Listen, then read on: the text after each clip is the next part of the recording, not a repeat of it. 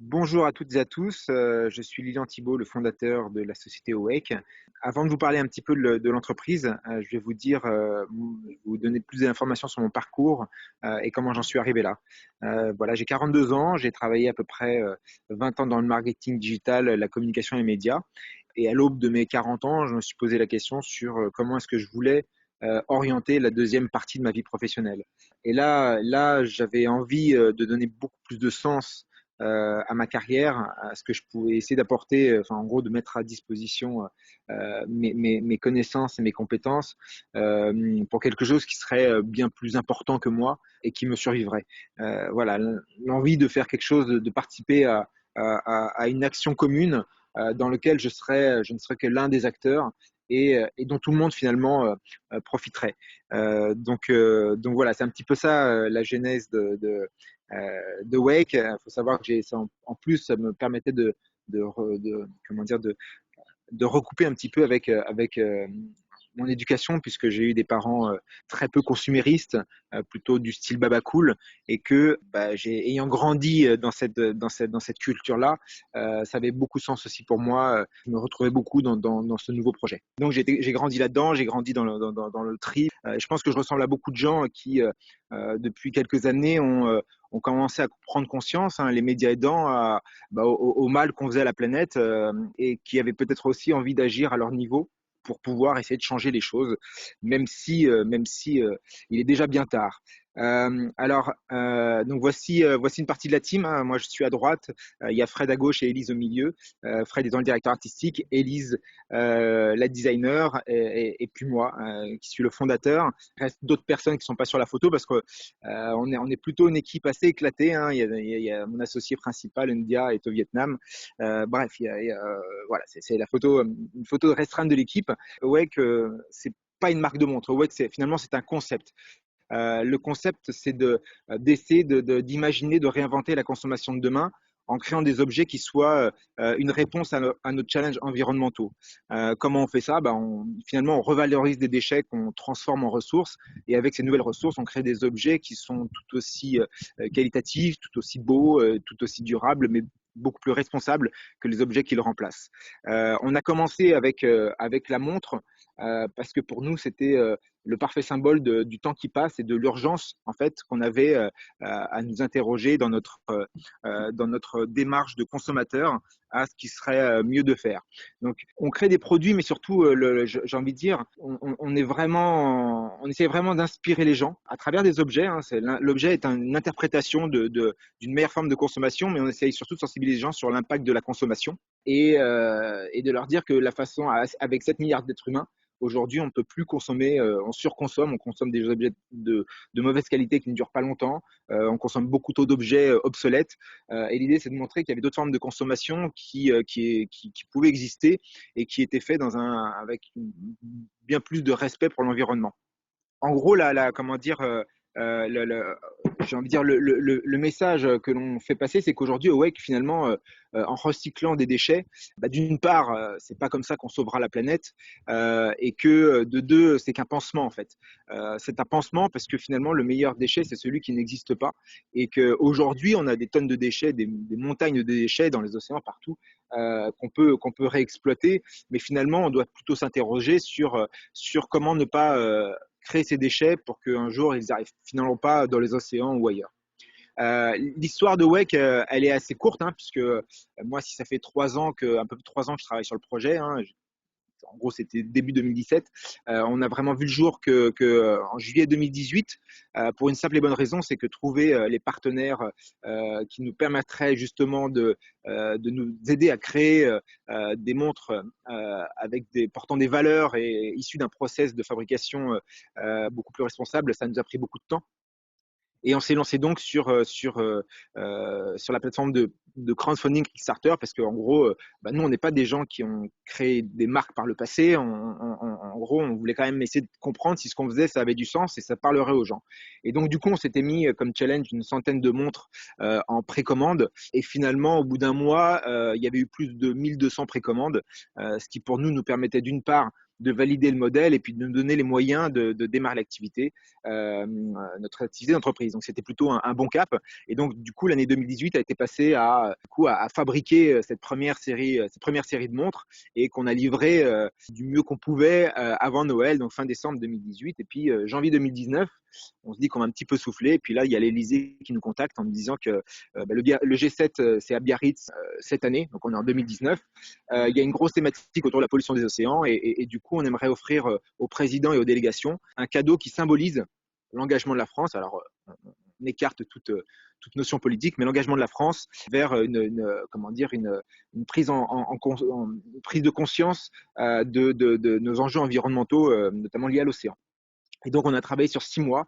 Et sur ces 6 mois, on a créé la première montre au monde faite à partir de filets de pêche recyclés. Alors, c'était très intéressant puisque finalement, ce challenge est venu nous pousser nous-mêmes dans nos retranchements. On avait déjà fabriqué une montre, notre première montre, hein, celle qui avait été lancée sur la plateforme de crowdfunding, était une montre qui utilisait des déchets plastiques dans sa fabrication, qui utilisait un acier recyclable à l'infini, qui avait déjà la technologie solaire. Mais là, on s'est poussé en nous disant, il faut qu'on fasse quelque chose de fou. En fait, on est une très jeune entreprise, mais on peut montrer que on peut être extrêmement créatif. Et surtout, le filet de pêche illustrait un énorme problème puisque c'est une part non négligeable de la pollution plastique des océans. Et puis, ça tue des centaines de milliers de mammifères marins qui sont noyés dans les filets dérivants qu'on appelle les ghost nets. Et donc voilà, on a réussi ce pari. Alors la petite cerise sur le gâteau, c'est que Macron, ce qui n'était pas du tout prévu, a ouvert la séquence biodiversité et devant tous les chefs d'État, il a dit, en montrant notre montre, hein, vraiment, en disant, voilà, maintenant, c'est comme ça qu'il faut qu'on produise. Donc pour nous, ça a été une très agréable surprise, puisque au-delà de l'effet médiatique qui s'en est suivi, après ça a été, il y a eu énormément de retombées médias par rapport à ce geste. L'idée, c'était que ça nous donnait à la fois, ça crédibilisait la marque, ça nous légitimisait, et puis ça montrait aussi ce qu'on avait envie de faire. Et donc pour nous, ça a été une très bonne chose qui n'était pas prévue à la base, mais qui finalement nous a permis nous a ouvert d'énormes portes un petit peu partout. On maintient des contacts avec l'Élysée, on est surtout beaucoup plus crédible et qu'aujourd'hui, le peu de notoriété qu'on a suffit à, comment dire, entamer des discussions qu'on n'avait pas forcément avant avec pas mal de monde en fait. Et donc voilà, l'idée aussi, c'est de s'impliquer. Alors, excusez-moi, ce slide n'a pas été changé, il n'a pas été updaté parce que la COP25, déjà d'une, elle n'a pas eu à Santiago et c'est de 2019. Mais l'idée pour nous, c'est vraiment d'intervenir dans des événements majeurs, puisque, comme je le disais, finalement, en tant que concept, on est là aussi pour essayer de montrer que d'autres façons de produire, puisque c'est de ça dont on parle, hein, on dit aux gens qu'il faut consommer autrement, mais pour consommer autrement, il faut qu'il y ait des entreprises qui fabriquent autrement, et de montrer un petit peu ce qu'on avait fait et ce qu'on avait envie de faire, et notre vision des choses. Et donc, du coup, alors, pas mal d'événements ont été décalés ou annulés, et j'ai le plaisir d'être speaker à l'événement important à Los Angeles en fin d'année. Il était prévu en juin, mais bon, ça a été décalé pour les gens qu'on connaît tous, qui s'appelle Sustainable Brands. En tant que marque, on voulait s'impliquer dans des événements qui avaient du sens et qui faisaient avancer le débat autour des problématiques environnementales. Et donc ça fait partie, comme on sera, comment dire, au World Impact Summit avec vous ou au Wave of Change, avec l'idée, c'est d'un maximum de participer et aussi, tant qu'on peut le faire, de participer activement, c'est-à-dire de prendre la parole lors de ces événements. Aujourd'hui, on s'est rendu compte d'une chose avec le G7, c'est que au-delà de l'effet médiatique qu'il y a eu, c'est que pour pouvoir sensibiliser, pour pouvoir comment dire, pour pouvoir porter le message, l'innovation était un excellent vecteur. Et on est une marque qui a 18 mois, enfin un an et demi, et on a réussi à s'imposer dans un milieu où il y a des dizaines de milliers de concurrents, où il y a des marques comme Swatch qui existent depuis tellement de temps, à créer quelque chose auquel personne n'avait jamais pensé, que personne n'avait jamais fait. Et je pense que c'est ça qui nous a donné cette visibilité. Si on avait été une marque comme les autres, il n'y aurait pas eu de G7, il n'y aurait pas eu de Macron. Et donc pour nous, ça nous a fait comprendre à quel point on pouvait faire passer des messages à travers les produits à partir du moment où vous apportez quelque chose de neuf. Et du coup, cette vision, ce filet de pêche, c'était pour nous, c'est pour nous une première étape. Et aujourd'hui, on travaille vraiment sur d'autres matériaux, comment on transforme le matériau, parce que dans notre philosophie, on n'est pas, on déposera jamais un brevet pour une innovation, pour la simple et bonne raison que on va pas empêcher des gens de mieux produire pour préserver un marché ou pour garder une position de leader. Je pense que le leadership, c'est d'essayer justement de prévoir le coup d'après quand vos concurrents ils seront déjà en train d'essayer de reproduire ce que vous faites déjà. Et donc du coup, l'innovation va être vraiment au cœur de notre démarche. C'est pour ça que en 2021, parce que là c'est difficile de se projeter sur 2020, on va chercher à prendre quelqu'un, un profil plutôt ingénieur pour justement travailler la matière et voir comment on peut transformer des matières un petit peu improbables en des ressources pour nous, parce que justement, à partir du moment où vous innovez, vous avez l'attention des médias, vous avez l'attention des gens et vous expliquez votre message à travers l'innovation que vous faites. Le deuxième point important, la deuxième base de notre démarche, c'est la créativité. En fait, c'est un peu le pendant de l'innovation. La créativité, c'est ce qui va permettre aussi de vous distinguer, comment dire, de porter le message différemment, d'attirer l'attention et aussi d'inspirer. Aujourd'hui, notre cible, si on est très pragmatique, c'est pas les gens qui ont déjà une conscience environnementale assez forte, parce que ces gens-là, il n'y a pas besoin de les convaincre. Ces gens-là, ils consomment déjà différemment, ils ont déjà les bons réflexes. Ce qui nous intéresse, c'est tous les autres finalement, et qui sont beaucoup plus nombreux. Ce qui nous intéresse, c'est d'essayer d'amener des gens qui n'ont pas forcément en créant en eux des valeurs d'éco-responsabilité, mais qui vont venir à la marque parce qu'elle est innovante, parce qu'elle est créative, parce que voilà, parce qu'elle sort de l'ordinaire. Et en fait, finalement, c'est le produit qui va leur plaire. Et après, bonus, les valeurs que porte la marque seront, ça viendra jamais entacher le discours. Au contraire, ça le portera plus loin, même pour des gens qui n'ont pas cette sensibilité, parce que c'est toujours bien de raconter une histoire autour d'un produit qu'on achète. Et donc, dans ce cadre-là, dans cette créativité, on travaille sur des collaborations qui vont bientôt arriver. Alors, on essaye enfin, c'est pas qu'on essaye, c'est qu'on on se met en relation avec des artistes de différents niveaux, enfin, de différents arts. On a le street art, on a la musique, on a le sport, et on va les voir et on prépare des collaborations. On a déjà 3 collaborations en cours, hein, une dans chacune de ces thématiques, pour créer des montres qui justement vont interpeller à la fois par les valeurs de la marque, mais aussi parce qu'elles seront portées par quelqu'un qui est connu pour ses engagements. Et donc, du coup, on crée quelque chose d'assez intéressant en mixant des hommes, des entreprises. Moi, je pense que, enfin, on n'a pas une vision du sponsoring parce qu'on ne peut pas le permettre, mais quand on va voir les gens et qu'on leur explique un peu notre histoire, il y a quelque chose finalement de non commercial qui se crée et qui permet de mettre en place des opérations auxquelles une petite entreprise ne pourrait jamais espérer accéder si justement elle ne mettait pas en avant cette innovation et cette créativité. Donc voilà un petit peu nos fers de lance, et c'est ce qu'on développe et c'est ce qu'on continuera de développer par la suite. Comme j'ai dit tout à l'heure, on n'est pas une marque de montre, on est un concept, c'est-à-dire que la montre, c'était un premier projet parce qu'il fallait commencer par quelque chose, sachant qu'en plus, la montre reste un accessoire, c'est-à-dire que c'est pas un produit pas dire de première nécessité, mais aujourd'hui, l'heure, on l'a avec son téléphone, on l'a partout, l'heure.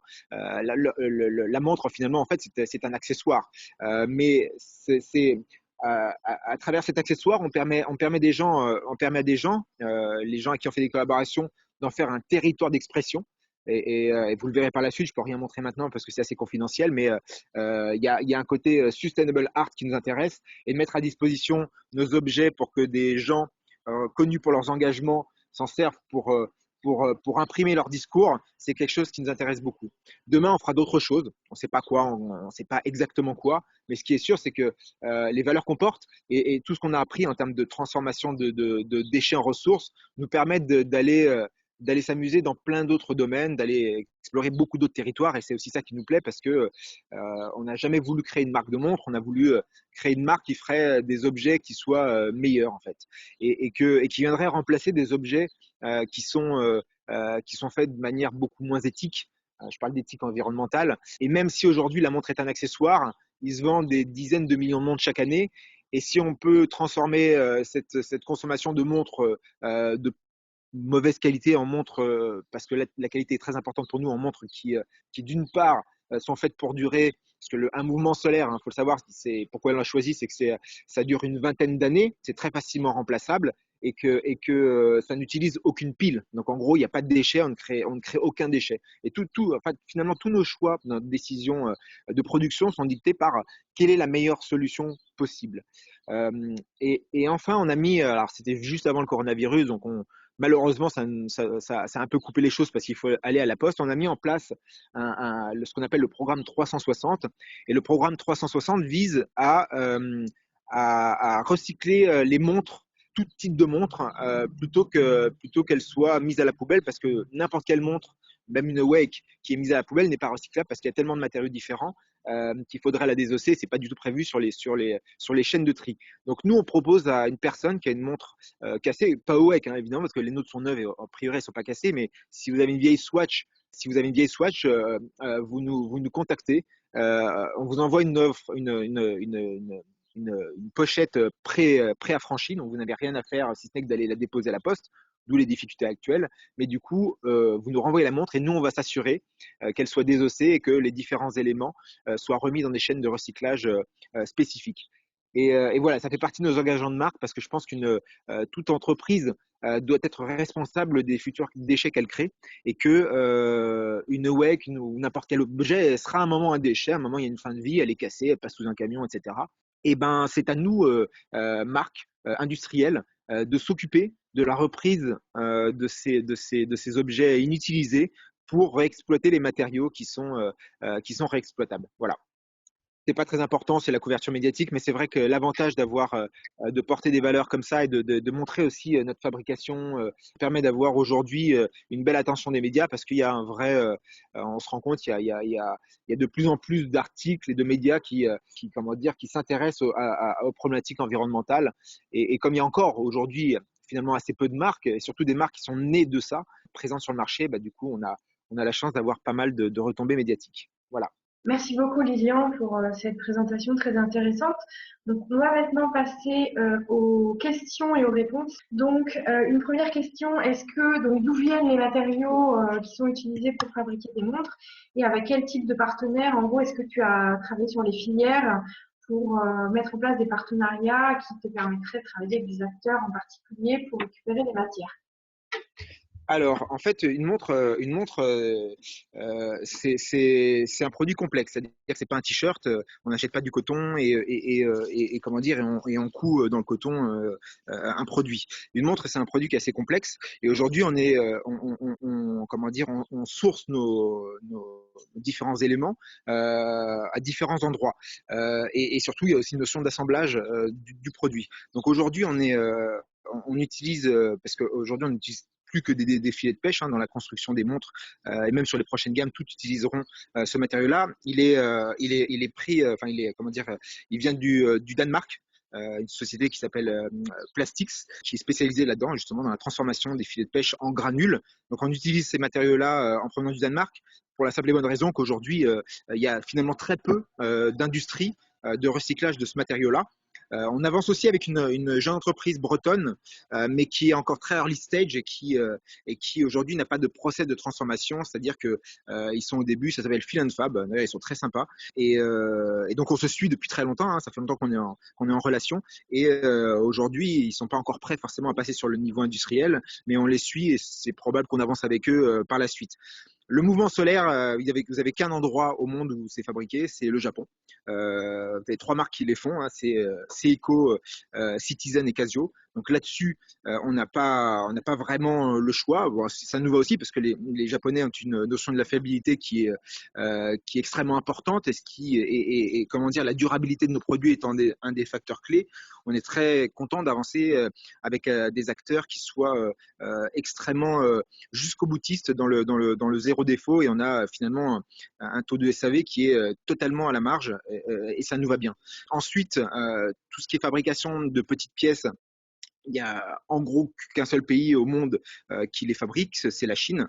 Si vous voulez transformer des pièces en composants de montre, vous n'avez que la Chine.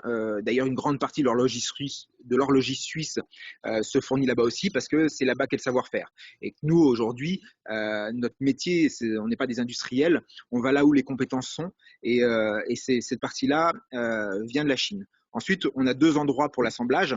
L'un qui est en Chine pour comment dire vendre toutes les montres en gros pour expédier les montres sur tous les territoires hors d'Europe et un endroit d'assemblage qui est en France à Besançon pour en gros distribuer les montres dans toute l'Europe. Donc voilà, on a essayé de scinder pour limiter l'impact carbone de l'expédition des montres d'un bout à l'autre de la planète. On a, comment dire, on a souhaité avoir deux centres d'assemblage et donc d'expédition, l'un en France et l'autre en Asie. Merci beaucoup. Donc, on a une autre question. Donc, est-ce que c'est après les montres, est-ce que vous avez prévu d'autres objets? Donc, je pense que ça a été un peu évoqué, mais tu peux peut-être pas forcément nous préciser quel type d'objet ce sera. Mais est-ce que ce sera autre chose que des montres du coup? Ouais, bien sûr, ouais. Sincèrement, alors, je pense qu'on ira plus sur ce qu'on appelle un peu des commodités, c'est-à-dire, comme je l'ai dit tout à l'heure, une montre est un accessoire, c'est pas un objet indispensable. Là, on va essayer d'aller chercher des produits que les gens doivent, entre guillemets, hein, s'ils n'ont pas le choix, ils doivent consommer. Et comment est-ce qu'on apporte notre innovation à des produits que les gens consomment régulièrement parce que c'est un produit dont ils ne peuvent pas se passer. Je fais une parenthèse, on va dire que c'est dans la mode en général. Et comment est-ce qu'on remplace comment est-ce qu'on apporte quelque chose, une vraie valeur ajoutée à des produits qui aujourd'hui sont, comment dire, finalement fabriqués sans une vraie conscience environnementale. Donc voilà, on sera a priori dans la mode pour nos prochains produits. D'accord. Est-ce que l'ensemble des produits donc recyclés viendront de la mer, donc soit des coproduits de la mer, soit des plastiques marins? Est-ce que ce sera vraiment la thématique de l'entreprise? Ouais, bah pour nous c'est une thématique forte parce que pour moi enfin, en gros la pollution des océans est une des problématiques qui moi me touche le plus. Donc c'est pour ça qu'on a été dans cette direction-là. Je pense qu'il y a un énorme enjeu environnemental et une vraie capacité comment dire, aujourd'hui, la mer est une vraie, en gros, un vrai réservoir à déchets, malheureusement. Et pour moi, il y a un vrai intérêt à essayer de sensibiliser les gens sur cette pollution des océans.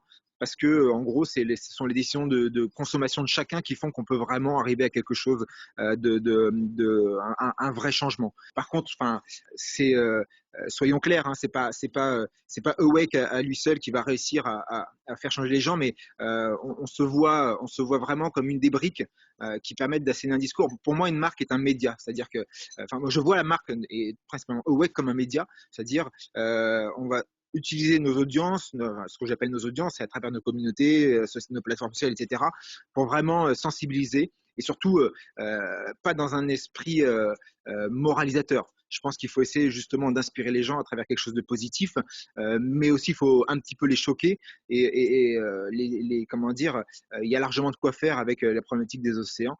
Donc oui, c'est une thématique très forte. Après, on travaille aussi sur, comme j'ai dit tout à l'heure, le meilleur déchet est celui qui n'existe pas. Donc aujourd'hui, on travaille aussi sur des matériaux biodégradables donc du coup, qui devrait théoriquement ne jamais arriver dans les océans. Donc, mais ça fait aussi partie un petit peu de notre état d'esprit. Donc, c'est d'illustrer des problèmes et de montrer des solutions. D'accord. Une autre question, est-ce que l'entreprise a réalisé des analyses de cycle de vie des montres fabriquées aujourd'hui? Comment dire, c'est quelque chose qui était prévu cette année. On avait approché deux sociétés pour justement essayer de mieux comprendre d'une part comment on pouvait réduire, comment dire, analyser déjà dans un premier temps notre impact carbone, le réduire, comprendre un petit peu justement, oui, en effet, quand je parlais de cycle de vie, j'avais pas vu le cycle de vie en amont en fait. En gros, tout l'impact de la création des produits. Ça, c'est quelque chose qu'on devait faire cette année. Malheureusement, un événement qu'on vit tous a un peu bouleversé les choses parce que derrière, il y avait aussi une envie pour nous de compensation, c'est-à-dire de dire aujourd'hui, alors on a l'état des choses, c'est que voilà un petit peu comment Awake, à travers sa fabrication, a un impact sur l'environnement, parce que évidemment on en a un. C'est comment est-ce qu'on l'analyse, comment est-ce qu'on réduit, comment est-ce qu'on améliore, comment est-ce qu'on compense.